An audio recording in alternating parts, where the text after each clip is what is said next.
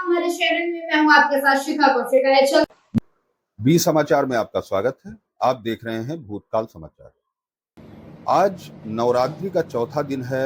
माता कुष्मांडा का दिन कहा जाता है। आज हमारे साथ साध्वी प्रिया पांडे जी मौजूद हैं और जिस तरीके से वो लगातार हमारे दर्शकों को बताती रहती हैं, जो महत्वपूर्ण जानकारियां हैं वो देती रहती हैं माता के बारे में।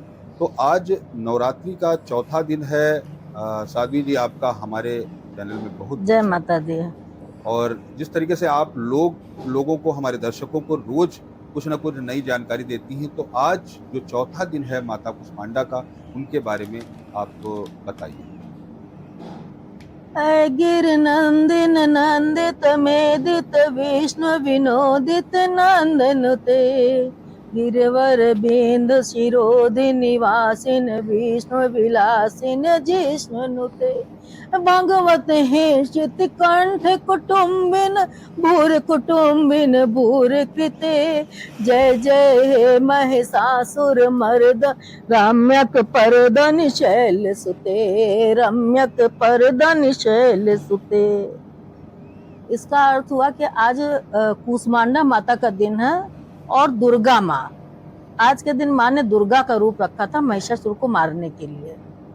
कुष्मांडा ही माँ कहते हैं उनको, दुर्गा माँ कहते हैं। दुर्गा मतलब ये दुर्गा जी की हमने आपको स्तुति पढ़ी, जो मैं रोज पूरा पढ़ती हूँ। तो ये महिषासुर मर्दनी स्तोत्र इसका नाम है। तो आप दुर्गा जी का रूप माँ ने तब धारण किया जब युद्ध के मैदान में वो गई, राक्षसों से घिर गई और शिव जी हवन कर रहे थे। अंधेरा छा गया अचानक, तो राक्षस तो खुश हो गए कि अब अंधेरा है तो माँ तो कुछ कर नहीं पाएंगे, लेकिन तब उसी में माँ दुर्गा प्रकट हुई, जो दुर्गम चीजों को नाश करती हैं, मतलब खराब से खराब चीजों का सत्यानाश करती हैं वो, इसीलिए माँ दुर्गा नाम पड़ा उनका। जी, दुर्गत को दूर करने वाली जो दुर्गा माँ है, तो इनका नाम जो है कुष्मांडा के नाम से भी जाना जाता है। जी, और जो हमारे दर्शक हैं वो लगातार आपकी जो आप जानकारी देती हैं वो सुनते रहते हैं।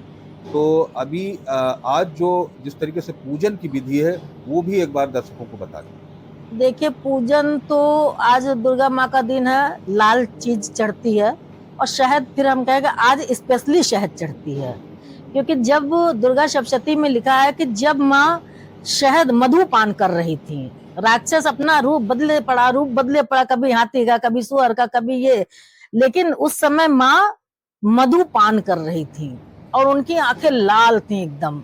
तो इसलिए आज के दिन माँ को शहद जरूर चढ़ाएं और लाल वस्त्र धारण कराएं, लाल चूड़ी, मतलब लाल चीजों का सेवन करें, अनार चढ़ाएं और मतलब जितना हो सके फल उतना ही चढ़ाएं, सब कुछ जो आपके पास है, जो श्रद्धा है। सबसे बड़े कहते हैं ना, अश्रु गिर गए साधना हो गई, नयन झुक गए प्रार्थना हो गई, माँ का नाम लेके अर्चना हो गई, माँ का नाम लेके अर्चना हो गई, आगे भी माँ और पीछे भी माँ, दाएं भी माँ और बाएं भी माँ, ऊपर भी माँ नीचे भी माँ, सब तरफ बस हर तरफ माँ।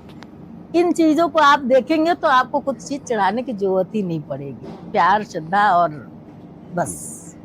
दूसरा एक हमारे दर्शकों का एक पूछना था कि जिस तरीके से सवाल कर रहे थे कि जो पूजा का समय होता है वो जनरली लोग पूजा तो किसी भी समय कर लेते हैं, लेकिन फिर भी लोगों ने पूछा कि जो जैसे ज्योतिषी हैं, जो इस तरीके के लोग हैं, वो कुछ समय बताते हैं, तो उन्होंने कहा कि आपसे पूछ लें कि जो पूजा का समय है वो बेहतर पूजा का समय कौन सा होता है? देखिए, बेहतर तो मुहूर्त काल होता है, ब्रह्म मुहूर्त। ब्रह्म मुहूर्त में अगर वैसे भी अगर आप सो रहे हैं और डेली आपकी ब्रह्म मुहूर्त में आंख खुलती है, तो आप अपने आप को बहुत भाग्यशाली समझिए कि उस समय ब्रह्मा विष्णु महेश लक्ष्मी काली सरस्वती सारे देवी देवताओं का निवास होता है। अगर आप ब्रह्म मुहूर्त में नहा के पूजा कर लेते हैं तो उससे बढ़िया कुछ भी नहीं है। लेकिन अगर नहीं कर पाते हैं किसी कारण से, तो कोशिश करिए 10 बजे तक पूजा करके संपन्न कर लीजिए। शाम को जो है, जब ज्योत जलने का टाइम हो उस समय आप बैठ जाइए। वैसे मैं करती हूँ, जब वैष्णो माता में आरती शुरू होती, शाम की पूजा तब मैं स्टार्ट करती हूँ। जी, बहुत बहुत धन्यवाद साध्वी जी, आपने हमारे दर्शकों को जानकारी दी, महत्वपूर्ण जानकारियां दी। और इसी तरीके से कल फिर आपसे जो दर्शक हैं वो कुछ जानना चाहेंगे तो कल फिर आपसे एक बार भेंट जय माता